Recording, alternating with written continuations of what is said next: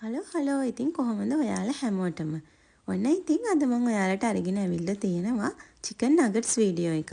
මම මේ වීඩියෝ එක කලින් මගේ පේජ් එකේ දාලා තිබුණා. ඉතින් ගොඩාක් අය මගෙන් හැම වීඩියෝ එකකම නගට්ස් දැක්කම ඒ ගැන අහන නිසා මට හිතුණා ආයෙමත් ඔයාලත් එක්ක මේ වීඩියෝ එක බෙදාගත්තොත් හොඳයි කියලා. චිකන් නගට්ස් වලට මුලින්ම අපි පාන් ටික තමයි කපලා ගත්තේ. පාන් වල වාටි කපලා ඒක පොඩියට කපලා ඊළඟට ඉඟුරු සුදුලුණු වගේම කොත්තමල්ලි කොළ ටිකකුත් මේකට ගන්නවා. ඒ ටික ඔක්කොම චූටි වෙන්න කපලා පැත්තකින් තියාගන්න.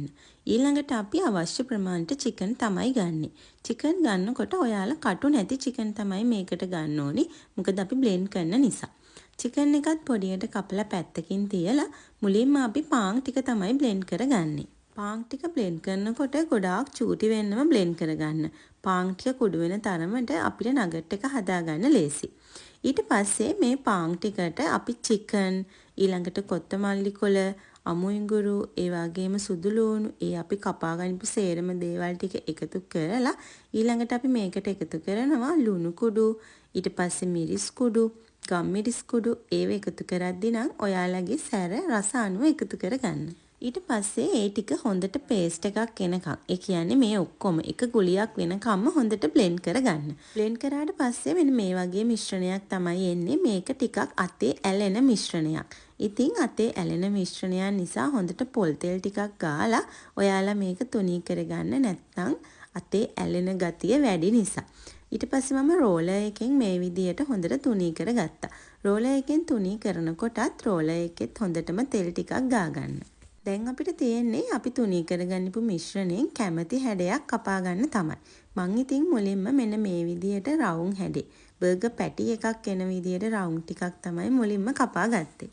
ඊට පස්සේ ආයෙමත් ඉතුරු නගට් මිශ්‍රණය අරගෙන ඒකත් හොඳට තුනී කරලා ඊළඟට ඒකෙනොත් කැමති හැඩයක් අපිට කපා ගන්න පුළුවන්.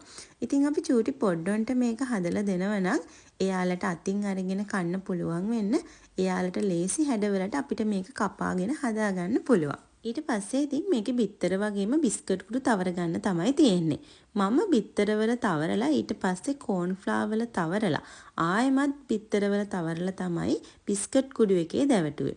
ඉතින් කෝන් ෆ්ලාවර් වල තවරන එක අනිවාර්ය නැහැ. කෝන් ෆ්ලාවර් වල තවරුවම අපේ චිකන් නගට් එක ටිකක් ක්‍රිස්පි ගතියට එනවා. ඉතින් ඔන්න ඔය විදියට මම හදාගනිපු නගට්ස් ටික සේරම බිස්කට් කුඩු වල වගේම බිත්තර වලත් තවරගෙන ඉක්මනටම වැඩේ ඉවර කරගත්තා. ඊට පස්සේ භාජනයකට තෙල් ටිකක් දාලා අපි හදාගනිපු නගට්ස් ටික ගැඹුරු තෙලේ බැද ගන්න තමයි තියෙන්නේ. නගට්ස් ටික රන්වන් පාට වෙනකම් බැදගත්තට පස්සේ ඉතින් අපි චිකන් නගට්ස් හදලා ඉවරයි.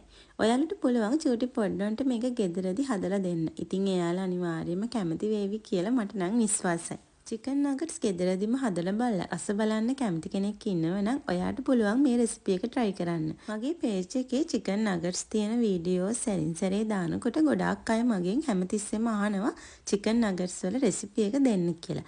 ඉතින් ඒ නිසා තමයි මට හිතුනේ මේ පරණ වීඩියෝ එක ආයෙමත් page එකට එකතු කළොත් හොඳයි කියලා. එහෙනම් ඉතින් අදට ගිහින් එන්න. හැමදාම වගේ සතුටින් පරිස්සමෙන් ඉන්න. සුබ සතියාන්තයක් වේවා.